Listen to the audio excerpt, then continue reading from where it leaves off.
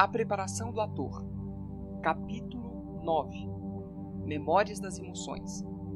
Nosso trabalho hoje começou com uma repassagem do exercício com o louco. Ficamos encantados, porque não vínhamos fazendo exercícios assim. Representamo-lo com maior vitalidade, o que não era surpresa, pois cada um tinha aprendido o que fazer e como fazer.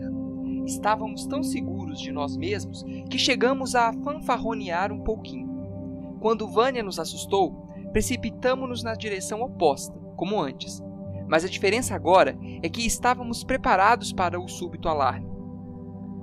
Por esse motivo, nossa corrida geral foi muito mais bem definida, e o seu efeito mais forte.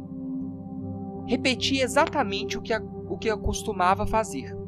Fui para debaixo da mesa, só que agarrando um grande livro, em vez de um cinzeiro. Os outros fizeram mais ou menos o mesmo. Sônia, por exemplo, da primeira vez que estivera em cena, esbarrara em Dasha, deixando cair, por acaso, uma almofada. Desta vez não esbarrou, mas deixou cair a almofada a si mesmo, para ter de apanhá-la.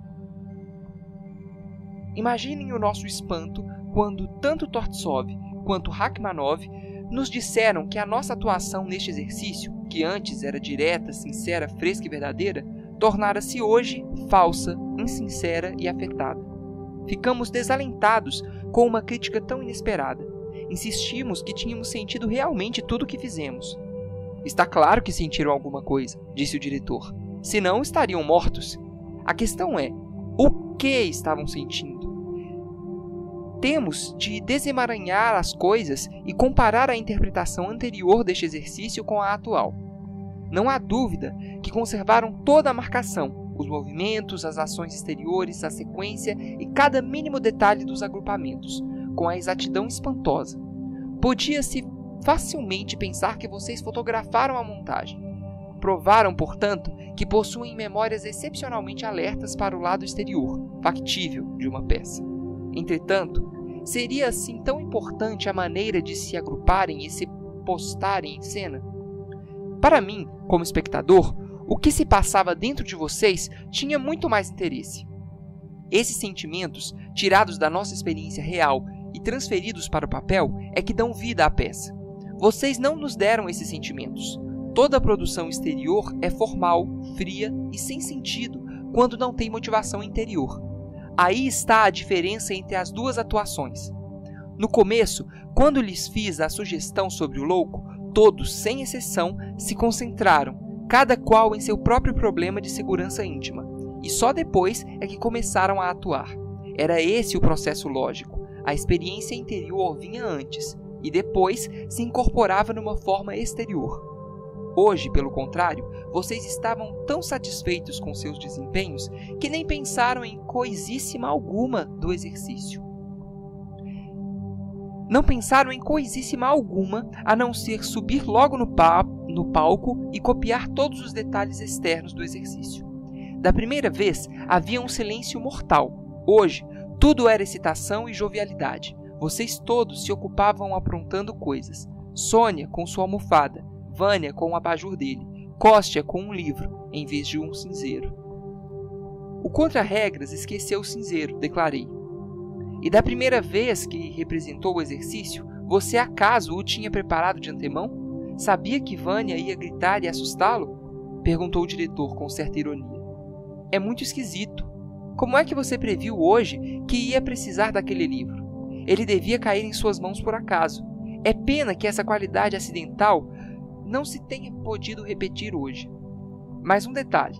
Originalmente, vocês não tiraram os olhos da porta, atrás da qual supunha-se que estava o louco. Hoje, ficaram logo tomados pela nossa presença. Em vez de se esconderem do doido, vocês se exibiam a nós.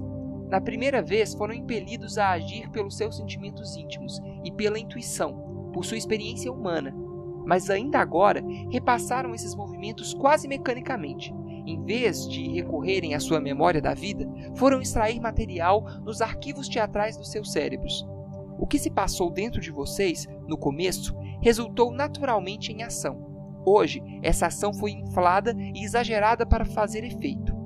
Acontece com vocês o mesmo que se deu com o moço que veio perguntar a Vivi Sailomov se devia ou não entrar para o teatro. Saia, disse ele ao jovem.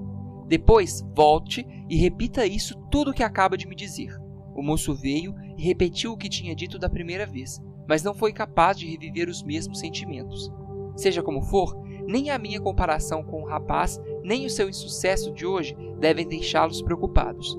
Tudo faz parte do nosso trabalho e vou lhes dizer o porquê. Muitas vezes, o inesperado é uma alavanca eficientíssima no trabalho criador.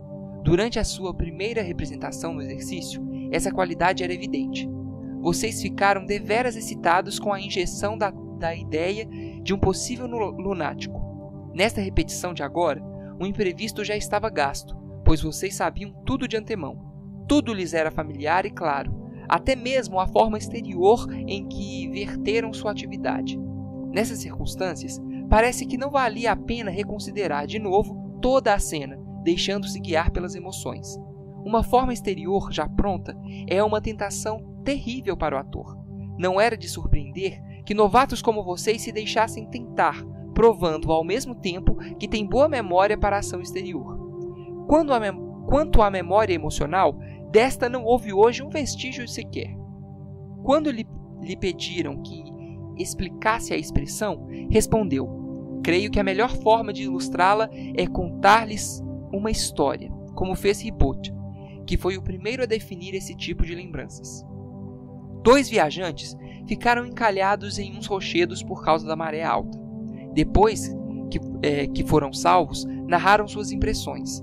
Um deles lembrava-se de tudo o que fizera, nos menores detalhes. Como, por quê e aonde fora, onde subira e onde descera, onde pulara para cima e onde pulara para baixo. O outro homem não tinha a menor lembrança do lugar, só se recordava das emoções que sentira. Sucessivamente surgiram encantamento, apreensão, medo, esperança, dúvida e, por último, pânico. Foi justamente este último caso que se passou com vocês da primeira vez que representaram esse exercício. Lembro-me claramente da sua consternação, do seu pânico, quando apresentei a sugestão sobre o louco. Posso ainda vê-los pregados no chão enquanto tentavam planejar o que fariam. Toda a sua atenção estava galvanizada pelo objetivo fictício atrás da porta, e assim que se ajustaram a ele, vocês interromperam numa real excitação e em real atividade. Se hoje tivessem podido fazer como o segundo homem da história de Ribot, reviver todos os sentimentos que experimentaram daquela primeira vez e atuar sem esforço e voluntariamente, eu teria dito, então, que vocês possuem excepcionais memórias de emoção. Infelizmente, é coisa que pouco acontece. Sou forçado, portanto, a moderar minhas exigências. Admito que comecem o exercício deixando-se levar pelo seu plano exterior, mas depois disso terão de deixar que ele lhes recorde os seus sentimentos anteriores e de se entregarem a eles, como força condutora durante todo o resto da cena. Se o puderem fazer, direi com as suas memórias de emoção, embora não sendo excepcionais, são boas. Se tiver de reduzir ainda mais as minhas exigências, direi: interpretem o esquema físico do exercício, ainda que não lhes recorde suas sensações antigas e ainda não sintam o impulso de encarar com novos olhos as circunstâncias dadas no enredo. Mas, nesse caso, deixem que eu os veja utilizar sua psicotécnica, apresentando novos elementos imaginativos que lhes despertem os sentimentos adormecidos. Se o conseguirem, poderei reconhecer provas de que há em vocês memória de emoção. Até agora, hoje, ainda não me ofereceram nenhuma dessas possíveis alternativas. Isso quer dizer que não temos memória emocional? Perguntei. Não é isso que devem concluir. Faremos alguns testes em nossa próxima aula, disse Tortsov, calmamente, levantando-se e preparando-se para deixar a sala.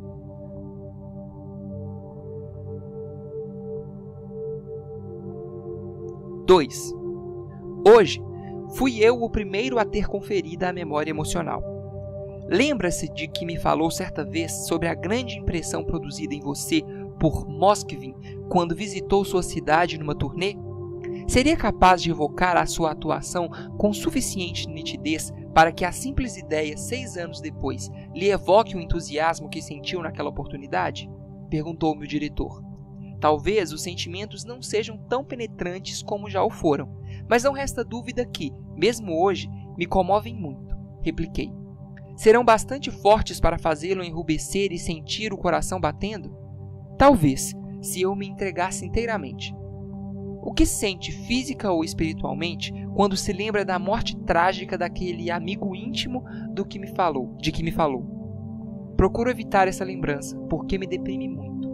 Esse tipo de memória, que faz com que você reviva as sensações que teve outrora, vendo Moskvin representar ou quando seu amigo morreu, é o que chamamos de memória das emoções ou memória afetiva. Do mesmo modo que sua memória visual pode reconstruir uma imagem interior de alguma pessoa, coisa ou lugar esquecido, assim também sua memória afetiva pode evocar sentimentos que você já experimentou. Podem aparecer fora do alcance da evocação, e eis que, de súbito, uma sugestão, um pensamento, um objeto familiar os traz de volta em plena força. Algumas vezes, as emoções têm a mesma pujança de sempre. Às vezes, são mais fracas. Às vezes, os mesmos fortes sentimentos retornam, mas sob aspecto um pouco diverso. Como você ainda é capaz de corar ou empalidecer a lembrança de uma experiência, como ainda receia evocar um certo acontecimento trágico, podemos concluir que possui uma memória das emoções, mas não está bastante treinada para, sem auxílio, levar a bom termo um combate contra o estado teatral em que você se deixa cair quando entra em cena. Depois, Tortsov estabeleceu a distinção entre a memória das sensações, baseada nas experiências, ligada aos nossos 5 sentidos, e a memória emocional. Disse que, ocasionalmente, iria falar nelas como se corressem paralelamente uma à outra.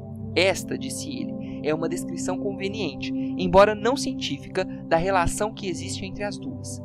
Quando lhe perguntaram até que ponto o ator utiliza as lembranças de sensações e qual era o diferente valor de cada um dos 5 sentidos, ele disse: para responder, tomemos cada um deles por sua vez. Dos nossos 5 sentidos, o da vista é o mais receptivo às impressões. O ouvido também é extremamente sensível. Por isso é que as impressões depressa se fazem por intermédio dos nossos olhos e ouvido. É sabido que alguns pintores têm o dom da visão interior em tão alto grau que podem pintar retratos de pessoas que eles já viram, mas não estão mais vivas. Alguns músicos têm igual capacidade de reconstruir interiormente os sons. Repetem mentalmente a execução de uma sinfonia inteira recém-ouvida. Os atores também possuem esse mesmo tipo de capacidade visual e auditiva. Utilizam-nas para imprimir em si mesmos, e mais tarde evocar, toda sorte de imagens visuais e auditivas. O rosto de uma pessoa, sua expressão, a linha do corpo, o andar, os maneirismos, movimentos, voz, entonações, traje, características raciais. Mais ainda, certas pessoas, principalmente os artistas, são capazes de recordar e reproduzir não só coisas que viram e ouviram na vida real, como também nas suas imaginações, coisas não vistas nem ouvidas. Os atores do tipo que tem memória visual gostam de ver o que se quer deles, e então as suas emoções reagem com facilidade. Outros acham muito preferível ouvir o som da voz ou a entonação da pessoa que deve interpretar. Com eles, o primeiro impulso para o sentimento vem das suas memórias auditivas. E os outros sentidos? Perguntou alguém. Precisamos deles também? Está claro que sim, disse Tortsov. Pense na cena inicial, com os 3 glutões, no Ivanov, de Chekhov, ou numa em que seja preciso desenvolver em nós mesmos um verdadeiro êxtase perante um ragu de papelão supostamente preparado, com impressionante arte culinária, pela lacandiera de Goldoni. Você terá de interpretar essa cena de modo a dar água, tanto na sua boca quanto na nossa. Para fazê-lo, será forçado a ter uma lembrança vivíssima de algum manjar delicioso. Senão, vai exagerar a cena e não sentirá prazer gustativo algum. Onde utilizaríamos o sentido do tato? Perguntei. Numa cena tal como a temos no Édipo, em que o rei cegou-se e usa o sentido do tato para reconhecer as filhas. Entretanto, Nem mesmo a técnica mais perfeitamente desenvolvida pode comparar-se à arte da natureza. Em meu tempo, já vi muitos autores técnicos famosos de algumas escolas e países, e nenhum deles podia galgar as culminâncias que a intuição artística, guiada pela natureza, consegue atingir. Não devemos esquecer o fato de que muitos aspectos importantes das nossas complexas naturezas são-nos desconhecidos e não estão sujeitos à nossa direção consciente. Só a natureza tem acesso a eles. A menos que conquistemos o auxílio dela, teremos de contentar-nos em exercer domínio apenas parcial sobre o nosso complicado aparelho criador.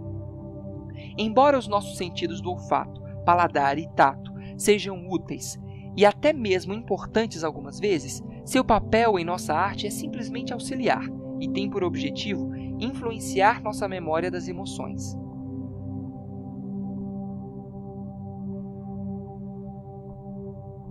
(3) Nossas aulas com o diretor foram interrompidas provisoriamente, porque ele partiu em uma turnê. Por enquanto, vamos trabalhando na dança, ginástica, esgrima, impostação de voz e dicção. Enquanto isso, uma coisa importante aconteceu comigo, projetando uma grande luz sobre o próprio tema que vínhamos estudando, a memória emocional. Não faz muito tempo, e eu ia andando para casa em companhia de Paulo. Numa avenida, demos com uma grande aglomeração. Como gosto das cenas de luta, enfiei-me por ela adentro e, chegando ao meio, dei com os olhos num horrível quadro. Jazia aos pés um velho, pobremente vestido, com a mandíbula esmagada e ambos os braços decepados. Seu rosto era medonho. Os velhos dentes amarelos projetavam-se para fora do bigode ensanguentado. Um bonde se agigantava sobre sua vítima. O condutor agitava-se em torno do maquinismo para mostrar o que estava atrapalhando e por que a culpa não era dele. Um homem uniformizado de branco, o sobretudo jogado nos ombros, umedecia negligentemente as narinas do morto com um chumaço de algodão sobre o qual despejava um líquido qualquer de uma garrafa. Era de uma farmácia próxima. Não muito longe, umas crianças brincavam. Uma delas deu com um pedaço de osso na mão do velho. Sem saber o que fazer com aquilo, jogou-o numa lata de lixo. Uma mulher chorava, mas o resto da turba olhava com indiferença e curiosidade. Esse quadro causou-me profunda impressão. Que contraste entre aquele horror no chão e o céu azul pálido, claro, sem nuvens. Retirei-me deprimido e só muito mais tarde pude libertar-me desse estado de espírito. Despertei noite alta, e a lembrança visual era ainda mais apavorante do que o fora a visão do próprio acidente. Com certeza, porque à noite tudo parece mais assustador. Atribuí-o à minha memória emocional e ao seu poder de aprofundar impressões. Alguns dias depois, passei pela cena do desastre e, sem querer, detive-me para evocar o que sucedera ainda tão recentemente. Todos os vestígios tinham se obliterado. Havia no mundo uma vida humana a menos. Eis tudo. Entretanto, uma pequena pensão seria paga à família do morto, satisfazendo assim o sentimento de justiça de todos. Por consequente, estava tudo como devia. No entanto, talvez a mulher e os filhos estivessem morrendo de fome. Enquanto eu pensava, minha lembrança da catástrofe pareceu transformar-se. A princípio fora crua e naturalística, com todos os medonhos detalhes físicos, a mandíbula espatifada, os braços decepados, as crianças brincando com o riacho de sangue. Agora eu estava igualmente abalado com a lembrança de tudo isso, mas de outro modo.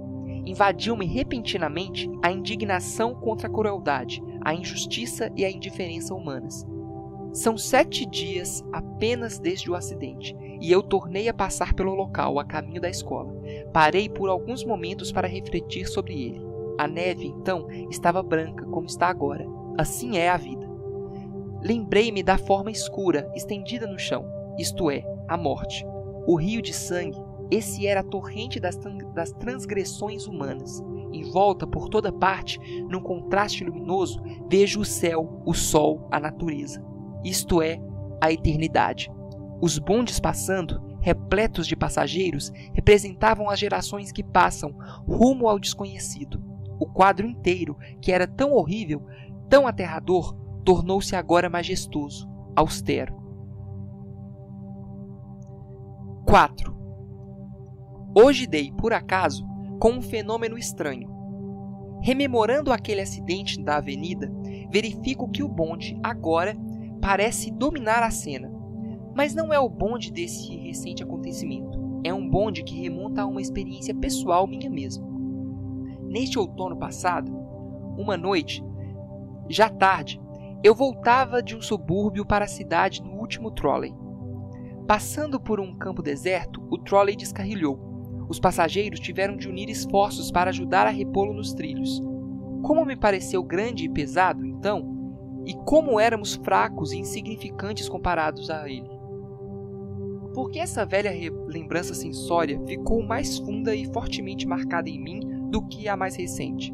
E eis ainda outro ângulo. Quando começo a pensar no velho mendigo, estendido no chão com o farmacêutico inclinado sobre ele, vejo que minha memória se volta para um outro acontecimento, muito diferente. Foi há muito tempo. Deparei com um italiano curvado sobre um macaco morto na calçada. Chorava e tentava enfiar um pedaço de casca de laranja na boca do animal. Dir-se-ia que esta cena afetara mais os meus sentimentos do que a morte do mendigo. Aterrara-me mais fundamente na minha memória. Creio que se tivesse de encenar o acidente da avenida, eu iria antes buscar matéria emocional para meu papel na recordação da cena do italiano com o macaco morto do que na própria tragédia. Pergunto-me por que será isso?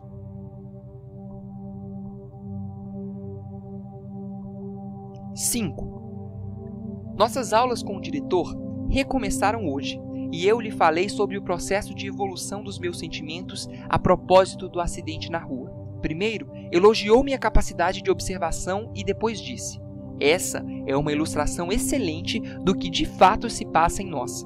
Cada um de nós já presenciou muitos acidentes. Retemo-lhes a lembrança. Mas somente as características notáveis que nos impressionaram e não os detalhes. Nessas impressões, forma-se uma memória de sensações vasta, condensada, mais ampla e mais profunda, de experiência correlata. É uma espécie de síntese da memória, em grande escala. É mais pura, mais condensada, compacta, substancial e cortante do que os acontecimentos de fato.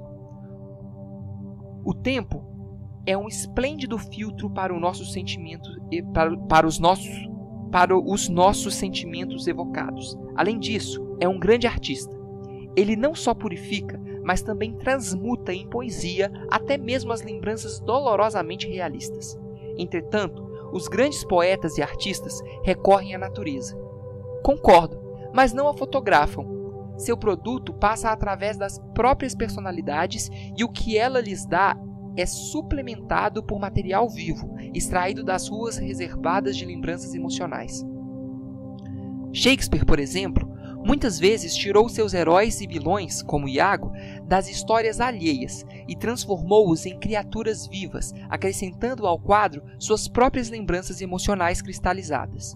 O tempo de tal modo clarificara e poetizara suas impressões que elas se tornaram esplêndido material para suas criações.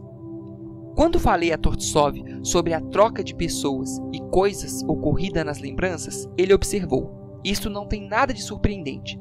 Não pode esperar que as suas lembranças de sensação possam ser utilizadas como se faz com os livros nas bibliotecas. Você é capaz de imaginar como é realmente a nossa memória emocional? Imagine um certo número de casas, com muitos quartos em cada casa. Em cada quarto, inúmeros armários, prateleiras, caixas e, em algum lugar, numa delas, uma pequena miçanga. É bem fácil achar a casa certa, o quarto, o armário e a prateleira. Mas já é mais difícil encontrar a caixa exata.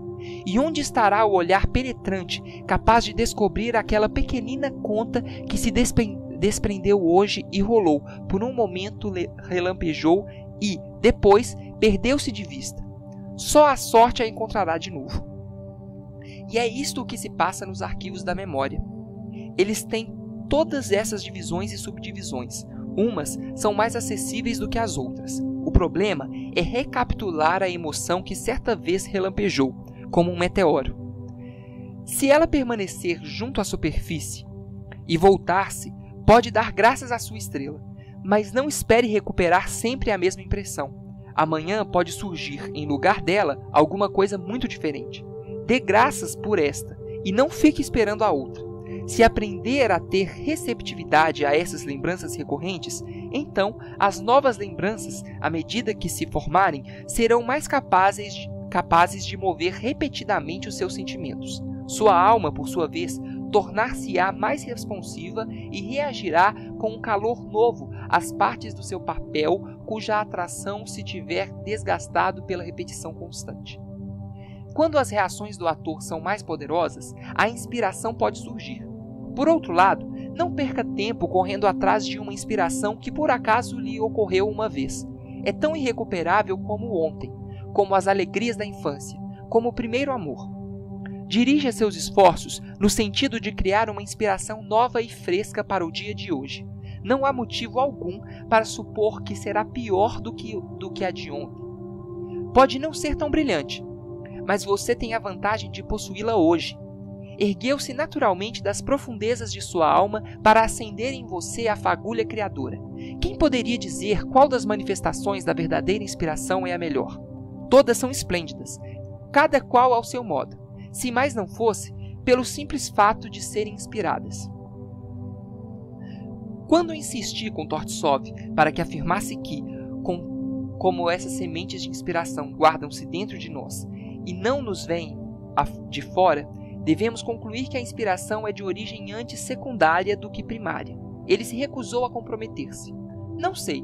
As coisas do subconsciente não são meu terreno. Além disso, não creio que se deva tentar destruir o mistério em que nos habituamos a envolver nossos momentos de inspiração. O mistério tem beleza própria e é, por si só, um grande estímulo à criatividade. Mas eu não estava disposto a ficar nisso e perguntei-lhe se tudo o que sentíamos enquanto estávamos em cena não seria de origem secundária. Aliás, será que se sente sempre em cena as coisas pela primeira vez? Eu queria saber também se é bom ou mal que nos venham sentimentos originais, frescos, quando estamos em cena, sentimentos nunca experimentados por nós, de modo algum na vida real. Depende do tipo, foi a resposta. Suponha que você está representando, no último ato de Hamlet, a cena em que se atira com sua espada sobre o amigo aqui, Paulo, que faz o papel de rei. E, de repente, pela primeira vez na sua vida, você é avassalado por uma sede de sangue. Embora sua espada seja apenas uma arma cênica, sem gume, incapaz de tirar sangue, poderia precipitar uma luta medonha, obrigando o pano a abaixar. Acha que seria sensato um ator entregar-se às emoções assim tão espontâneas? Isso quer dizer que elas nunca são desejáveis? Perguntei. Pelo contrário, são muitíssimos desejáveis, disse Tortsov. Mas essas emoções diretas, poderosas e vívidas, não fazem sua entrada em cena assim como você supõe. Sua geração não se estende por longos períodos ou sequer por um ano. Lampejam em breves episódios, momentos individuais.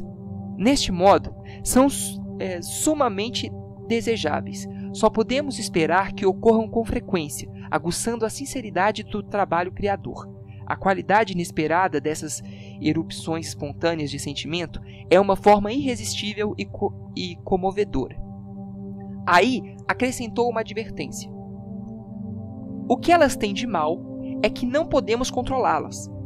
Elas é que nos controlam. Portanto, não podemos fazer outra coisa senão deixar agir a natureza e dizer, se elas quiserem vir, que venham. Só esperemos que hajam a favor do papel e não contra ele. Está claro que uma instilação de sentimentos inesperados, subconscientes, é coisa muito tentadora. Com isso é que sonhamos e é um dos aspectos favoritos da criatividade em nossa arte. Isso, entretanto, não deve levá-lo a concluir que tem o direito de subestimar a importância dos sentimentos repetidos, sacados da memória emocional. Pelo contrário, deve dedicar-se inteiramente a eles, pois são o único meio pelo qual poderá exercer qualquer grau de influência na inspiração. Permitam-me recordar-lhes o nosso princípio cardeal. Por meios conscientes, alcançamos o subconsciente. Outra razão por que devem apressar essas emoções repetidas é que um artista não constrói seu papel com a primeira coisa que lhe está à mão. Seleciona com o máximo cuidado entre suas lembranças e elege das experiências vivas as mais sedutoras. Para tecer a alma da pessoa que vai retratar, utiliza emoções que lhes são mais caras do que suas sensações cotidianas. Podem imaginar campo mais fértil para a inspiração? O artista toma o que de melhor existe nele e leva-o para o palco. A forma há de variar, conforme as necessidades da peça, mas as emoções humanas do artista permanecerão vivas e estas não podem ser substituídas por nenhuma outra coisa. Quer dizer, então, que em todos os tipos de papel, desde Hamlet até Açúcar em O Pássaro Azul, nós temos de usar os nossos próprios velhos e mesmos instintos? Interrompeu Grisha. E que mais podem fazer? Disse Tortsov. Você acaso espera que um ator invente toda sorte de sensações novas ou até mesmo uma alma nova para cada papel que interpreta? Quantas almas teria de abrigar? Por outro lado, pode ele acaso arrancar fora a sua própria alma e substituí-la por outra, alugada, por julgá-la mais adequada a determinado papel? Onde é que irá buscá-la? Podemos tomar de empréstimo roupas, um relógio, toda espécie de coisas, mas é impossível tomar de outra pessoa os sentimentos. Os meus sentimentos são meus, inalienavelmente, e os seus lhe pertencem da mesma forma. É possível compreender um papel, simpatizar com a pessoa retratada e pôr-se no lugar dela, de modo a agir como essa pessoa agiria. Isso despertará no ator sentimentos que são análogos aos que qualquer papel requer. Mas esses sentimentos pertencerão não à pessoa criada pelo autor da peça, mas ao próprio ator.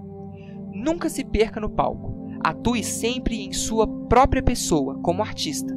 Nunca se pode fugir de si mesmo. O instante em que você se perde no palco marca o ponto em que deixa de verdadeiramente viver seu papel e o início de uma atuação exagerada, falsa.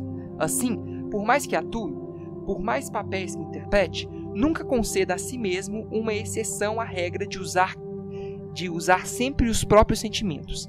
Quebrar essa regra é o mesmo que matar a pessoa que você estiver interpretando, pois a estará privando de uma alma humana, viva, palpitante, que é a verdadeira fonte da vida do papel.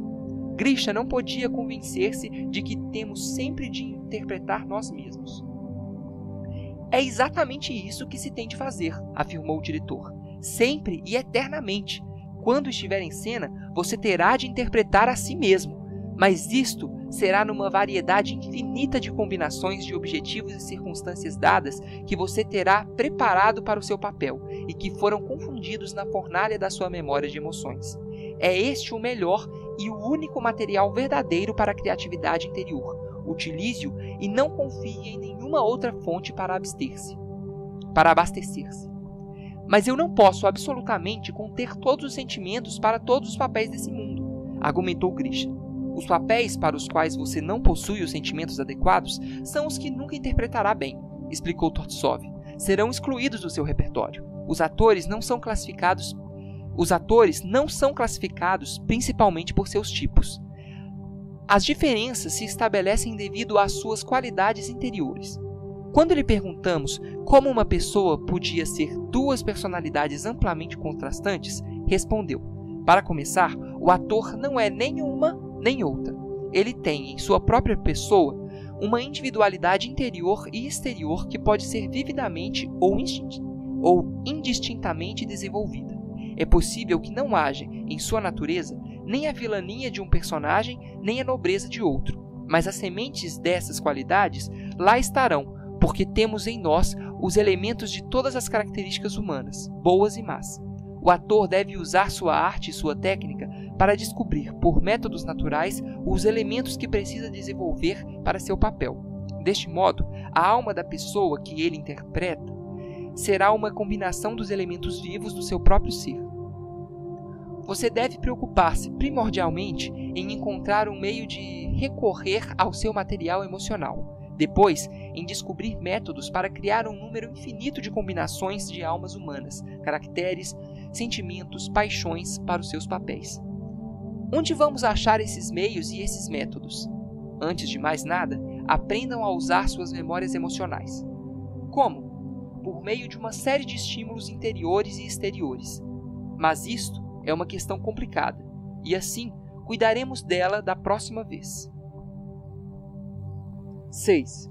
Hoje tivemos nossa aula no palco, com um pano descido. Devia passar-se no apartamento de Maria, mas não o podíamos reconhecer. A sala de jantar estava onde era a de visitas. A antiga sala de jantar fora transformada em quarto de dormir. A mobília toda era barata e pobre. Assim que os alunos se refizeram da surpresa, chamaram pela volta do apartamento original, pois diziam que o novo deixava-os deprimidos e que não podiam trabalhar nele. Sinto não poder fazer nada a respeito, disse o diretor.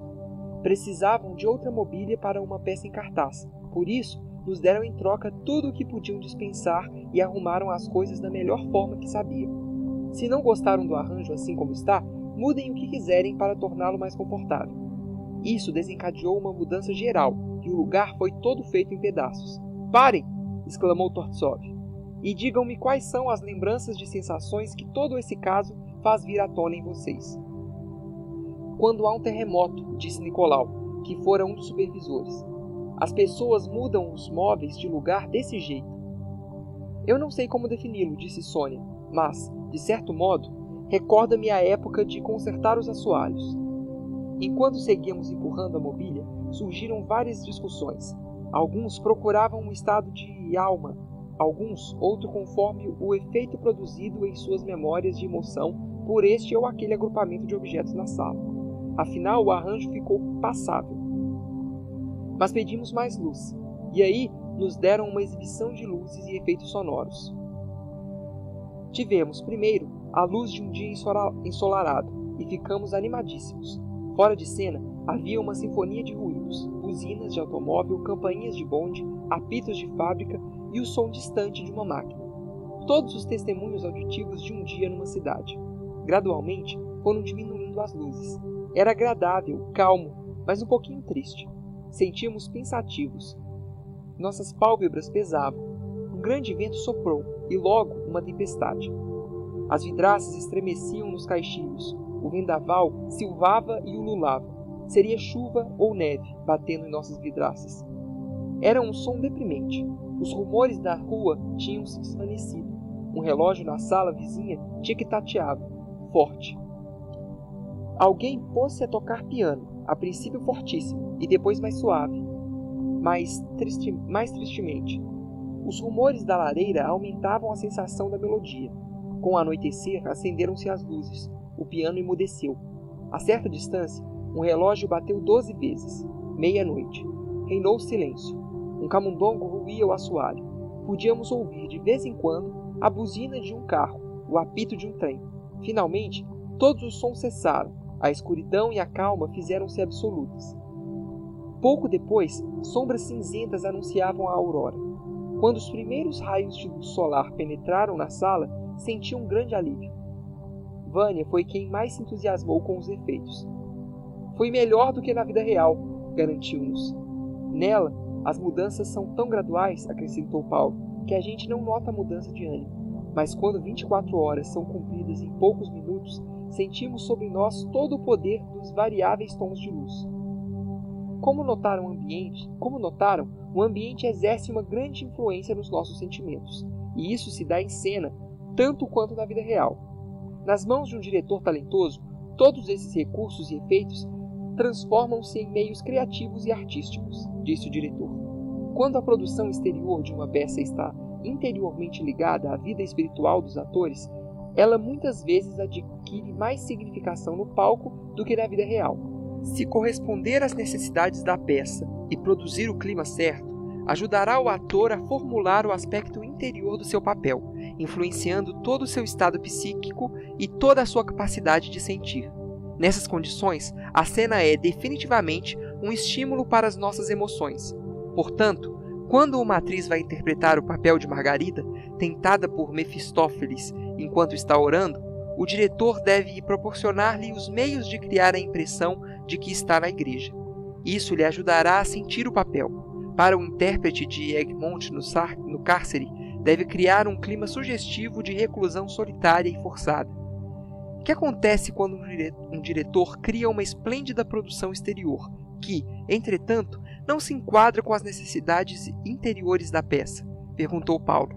Infelizmente, isso acontece muito, e o resultado é sempre ruim, porque o erro do diretor faz com que os atores enveredem pelo atalho errado e ergue barreiras entre eles e seus papéis, respondeu Tortsov.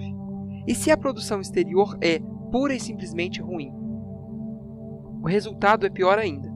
Os artistas que trabalham com o diretor por trás das cenas conseguirão um efeito diametralmente oposto ao que seria certo. Em vez de atrair a atenção dos atores para o palco, far-lhes a repulsa, lançando-os em poder da plateia, para lá da ribalta. Portanto, a montagem exterior de uma peça é uma faca de dois gumes na mão do diretor. Pode fazer bem ou mal. Vou propor-lhe agora um problema, prosseguiu o diretor. Será que todo bom cenário ajuda o ator a falar-lhe a memória emocional? Por exemplo, imaginem um belo cenário, desenhado por algum artista sumamente dotado no emprego da cor, das linhas e da perspectiva. Vocês, no auditório, olham para o cenário e ele produz completa ilusão. No entanto, se chegarem perto, ficarão desiludidos, sentindo-se pouco à vontade em relação a ele. Por quê? Porque quando um cenário é feito do ponto de vista do pintor, em duas dimensões e não três, não serve para o teatro. Tem altura e largura, mas falta-lhe profundidade, sem a qual, no que concerne ao teatro, é um cenário sem vida. Vocês sabem, por experiência própria, como o ator se sente num palco vazio, nu. Como é difícil concentrar nele a atenção e como é duro representar sequer um pequeno exercício ou uma simples esquete. Experimentem só ficar num espaço desses e despejar o papel de Hamlet, Otelo ou Macbeth. Como é difícil fazê-lo sem o auxílio de um diretor, sem um esquema de movimentos, sem objetos de cena em que se possam apoiar, sentar, encaminhar-se a eles ou se agruparem ao seu redor. Porque cada situação que é preparada para vocês os ajuda a dar uma forma exterior plástica ao seu estado de ânimo interior. Por isso precisamos, absolutamente, daquela terceira dimensão, uma profundidade de forma em que possamos mover-nos, viver e atuar. 7. Por que está escondida aí num canto? Perguntou o diretor a Maria, entrando hoje no palco. Eu quero fugir. Eu não suporto, resmungou ela, tentando afastar-se cada vez mais do desvairado Vânia. Por que estão aí sentados tão aconchegadinhos? Perguntou Tortsov a um grupo de alunos amontoados no sofá perto da mesa. Nós estávamos ouvindo umas piadas, gaguejou Nicolau. O que é que você e Grisha estão fazendo aí perto da lâmpada? Perguntou a Sônia.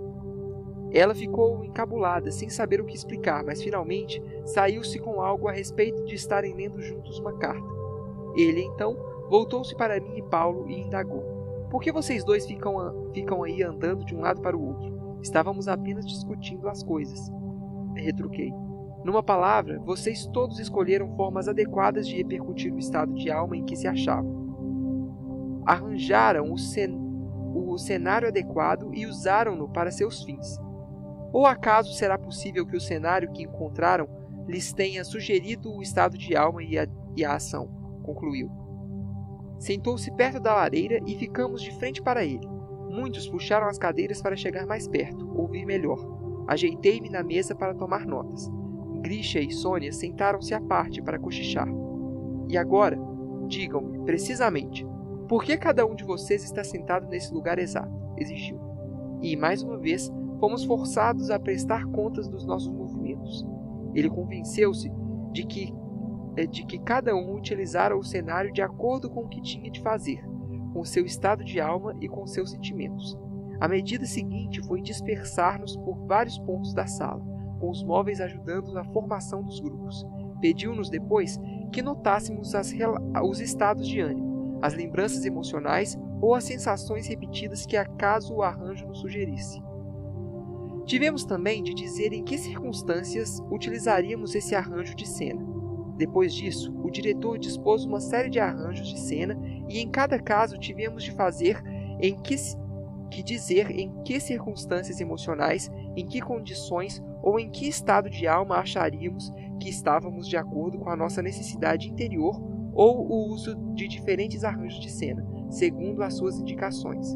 Noutras palavras, ao passo que antes havíamos escolhido o nosso arranjo de cena para que correspondesse ao nosso estado de alma e ao nosso objetivo, agora ele se encarregava de escolher para nós, competindo-nos a apresentar o objetivo certo e induzir os sentimentos adequados. O terceiro teste foi o de reação a um estado de cena feito por outra pessoa. Muitas vezes, o ator se defronta com esse problema e tem de resolvê-lo. Portanto, é preciso estar apto a fazê-lo. Depois, começou uns exercícios em que nos punha em posições que entravam em conflito direto com os nossos propósitos e estados de alma.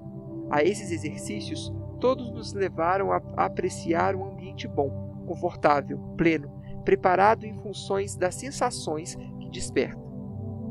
Resumindo o que tínhamos alcançado, o diretor disse que o ator procura uma mise-en-scène adequada, que corresponda ao seu estado de alma, ao seu objetivo, e que esses mesmos elementos também criam a cena. Além disso, são um estímulo para a memória das emoções. A impressão mais comum é a de que o diretor usa todos os seus recursos materiais, como o cenário, a iluminação, os efeitos sonoros e outros acessórios, com o fito primordial de impressionar o público. Pelo contrário, usamos esses recursos mais pelo efeito que exercem nos atores. Tentamos, por todos os meios, facilitar que concentrem a atenção no palco. Ainda há muitos atores, prosseguiu, que desafiando qualquer ilusão que possam criar por meio da luz, do som, das cores, ainda sentem que seu interesse está mais focalizado na plateia do que no palco. Nem mesmo a peça e o seu sentido essencial conseguem trazer-lhes de volta a atenção para o nosso lado da ribalta.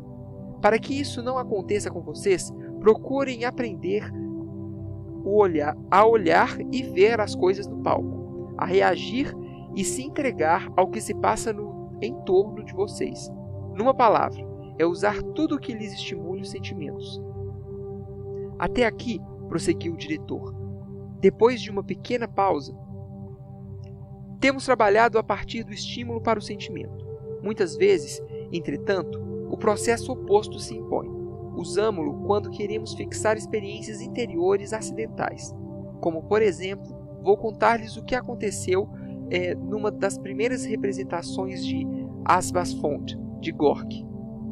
O papel de Satin fora-me relativamente fácil, com exceção do seu monólogo do último ato. Este exigia de mim o impossível, dar à cena uma significação universal, dizer a fala com insinuações tão profundas de um sentido mais fundo que ele se tornasse o ponto central, o desenlace de toda a peça. Cada vez que eu chegava a esse ponto perigoso, parecia que impunha freios aos meus sentimentos.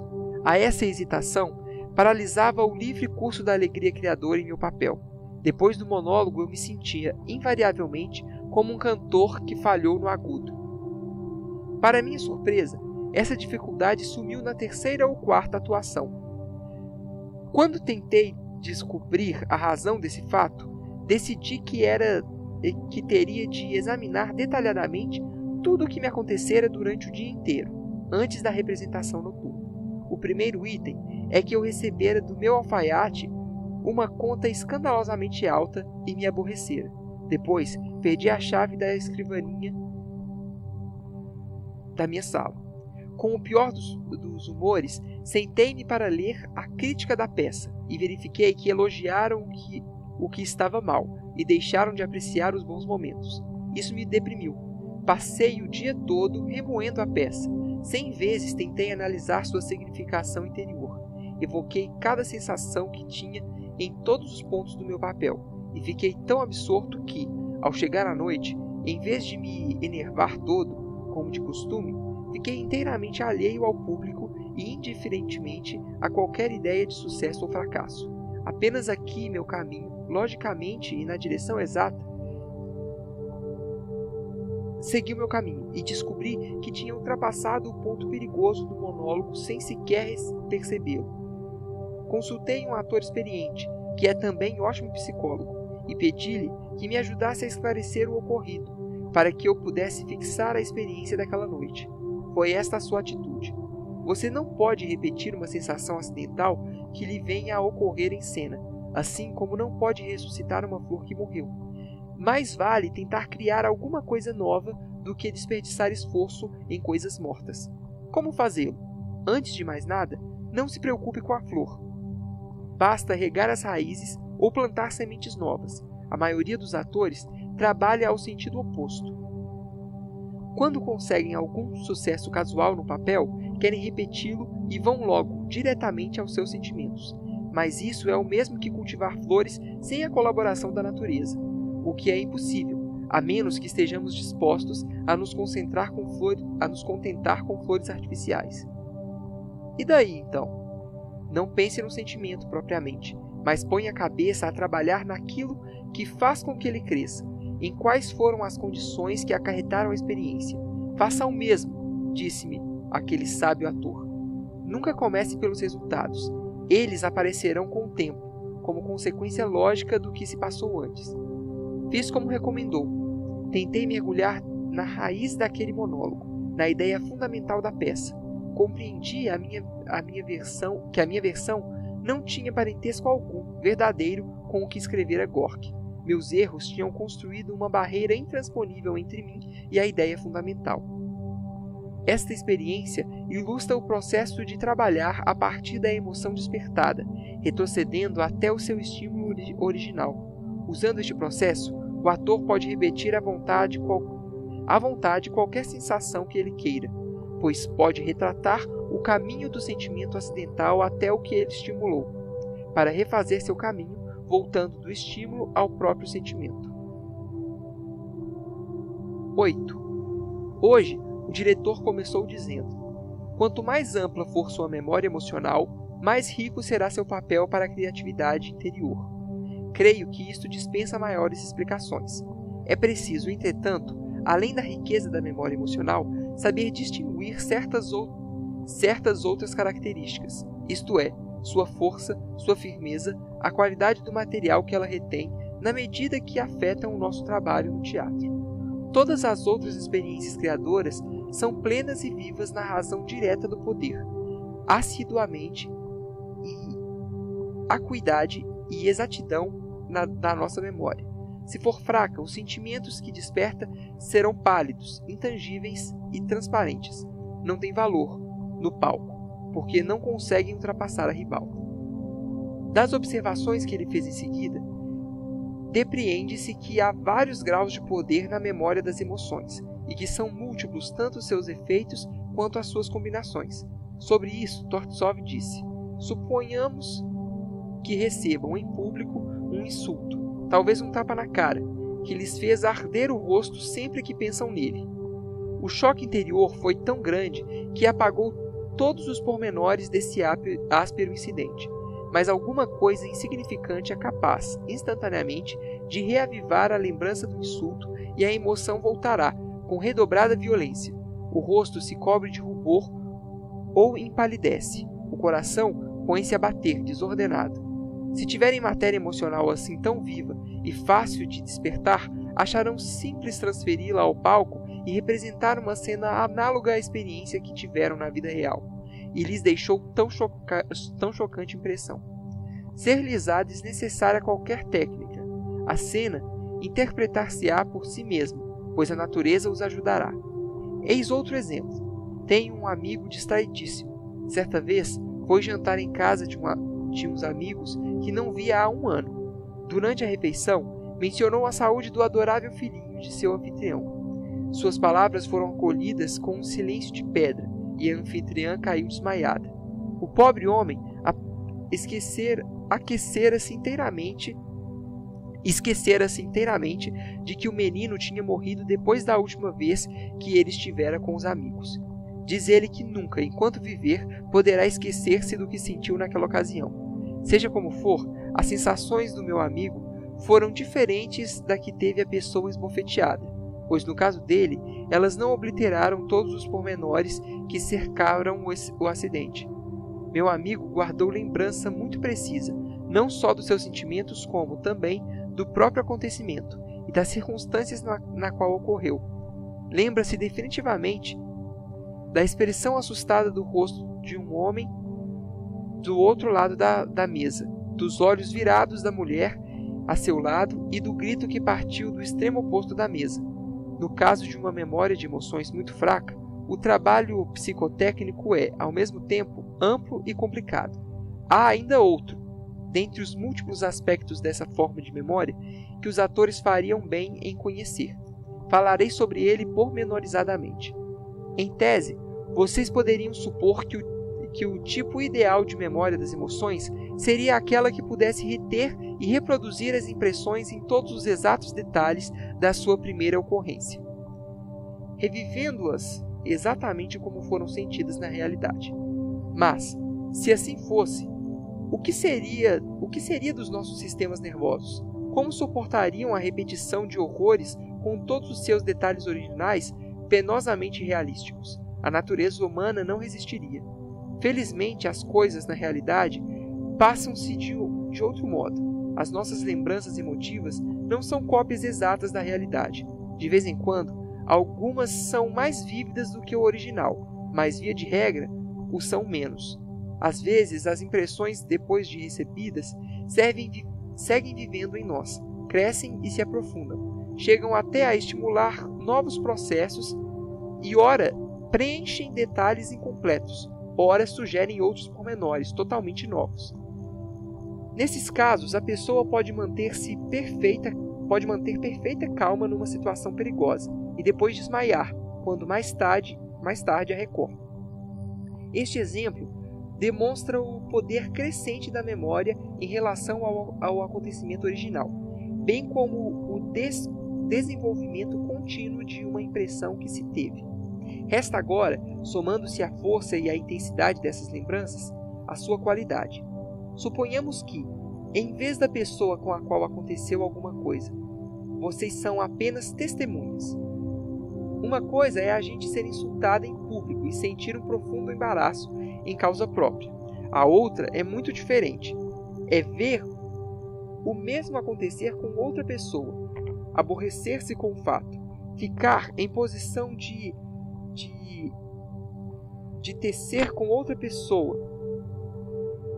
aborrecer-se com o fato, ficar em oposição de tomar partido, livremente pelo agressor ou pela vítima. Naturalmente, nenhum motivo impede a testemunha de sentir emoções fortíssimas. Pode até mesmo sentir o acidente com mais pungência do que os praticantes diretos. Mas não é isso que nos interessa agora. Quero apenas salientar que os sentimentos dessa pessoa são diferentes. Há uma possibilidade: a pessoa não participar do incidente nem como personagem nem como testemunha. Pode apenas ter lido ou ouvido falar dele. Nem mesmo isto a impediria de receber impressões fortes e profundas. Tudo dependeria da força de imaginação de quem redigiu a descrição ou falou a respeito, assim como a força da imaginação de quem lê ou escuta o caso. Também, ainda as emoções do leitor ou ouvinte diferem quanto à realidade das de um protagonista desse acontecimento. O ator tem de lidar com todos esses tipos de matéria emocional, elabora esse material e ajusta-o às necessidades do personagem que retrata.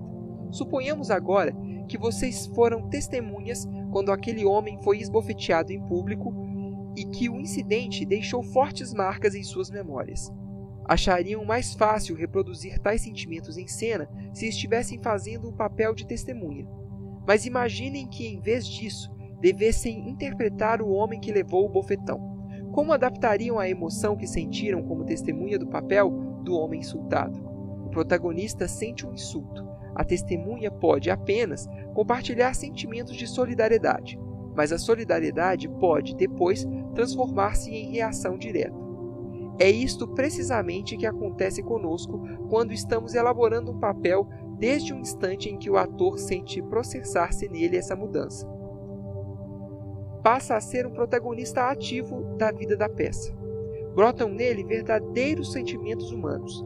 Muitas vezes, essa transformação da solidariedade humana nos sentimentos reais do personagem dá-se espontaneamente.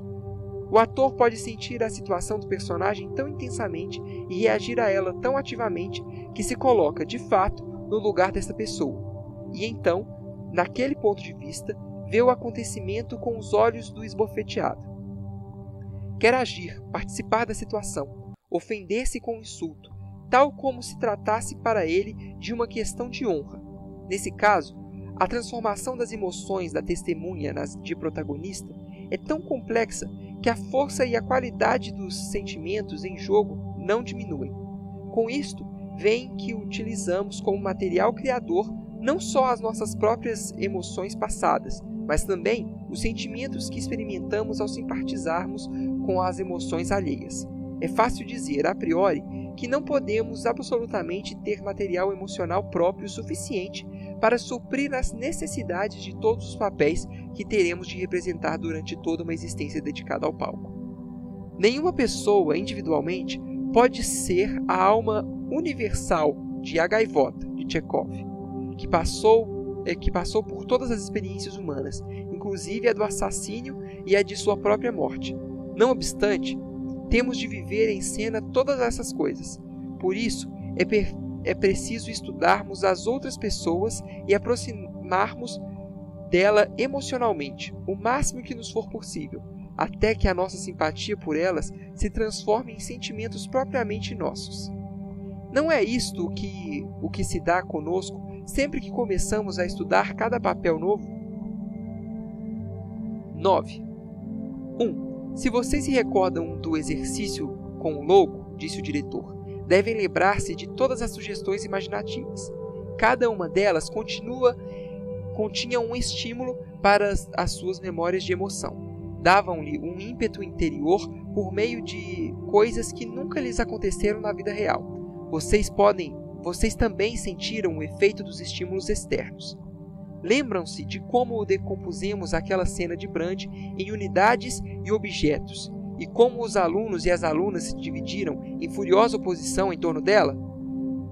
Era um outro tipo de estímulo interior. Se lembrarem da nossa demonstração de objetos de atenção no palco e na plateia, compreenderão agora que os objetos reais podem ser um verdadeiro estímulo. Outra fonte importante de estímulo emocional é a verdadeira ação física e a crença que se tem dela. Ao correr do tempo, travarão conhecimento com muitas outras fontes interiores de estímulo. A mais poderosa está no texto da peça, nas insinuações de pensamentos e de sentimentos nele implícitas e que afetam as relações recíprocas entre os atores.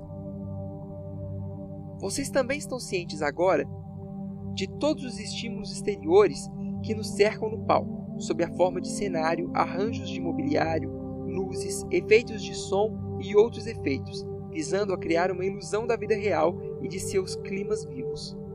Se somarem todos esses estímulos e lhes acrescentarem os que ainda vão aprender, verão que podem contar com muitos.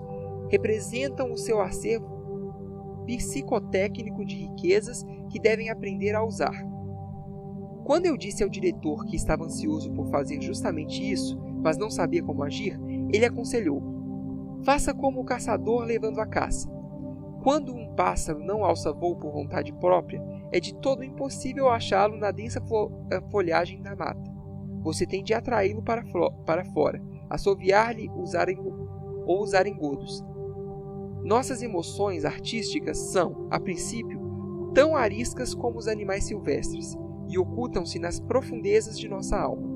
Se não vierem à tona espontaneamente, não se pode ir atrás delas e achá-las. O máximo que se pode fazer é concentrar a atenção no tipo de isca mais eficaz para atraí-las. E para servir a seu propósito, não há como estes estímulos da memória emocional como esses estímulos de memória emocional que acabamos de discutir. O elo entre a isca e o sentimento é natural e deve ser amplamente usado.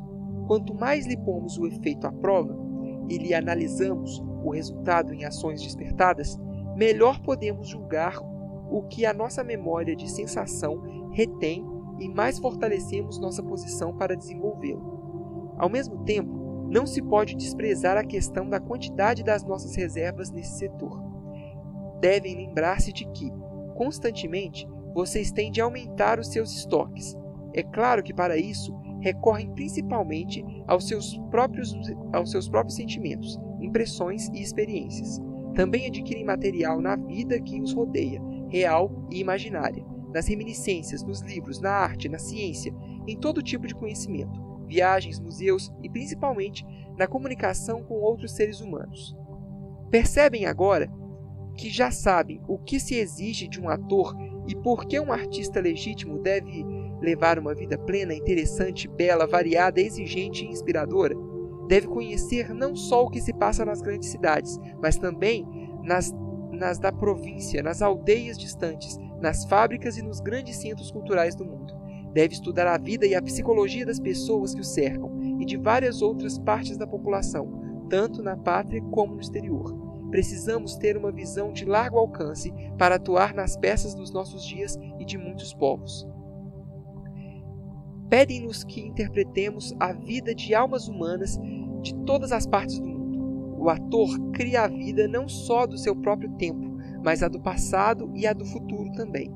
E por isso que ele deve observar, conjecturar, experimentar, deixar-se levar pela emoção. Em certos casos, o problema chega a ser mais complexo ainda. Se a sua criação é uma interpretação da vida corrente, ela pode observar seu meio. Mas se tiver de interpretar o passado, o futuro ou uma época imaginária, precisará reconstituir ou recriar com a sua própria imaginação, e este é um processo complicado. Nosso ideal deve ser sempre o de nos esforçarmos pelo que é eterno em arte, o que não morrerá nunca e permanecerá sempre jovem e próximo dos corações humanos. Devemos ter por meta os píncaros da realização que foram erguidos pelos grandes clássicos. Estudem-nos e aprendam a usar matéria emocional viva para transmiti-los. Disse-lhes tudo o que posso, por ora, sobre a memória emocional. Vocês aprenderão cada vez mais, e mais sobre ela à medida que formos prosseguindo em nosso programa de trabalho.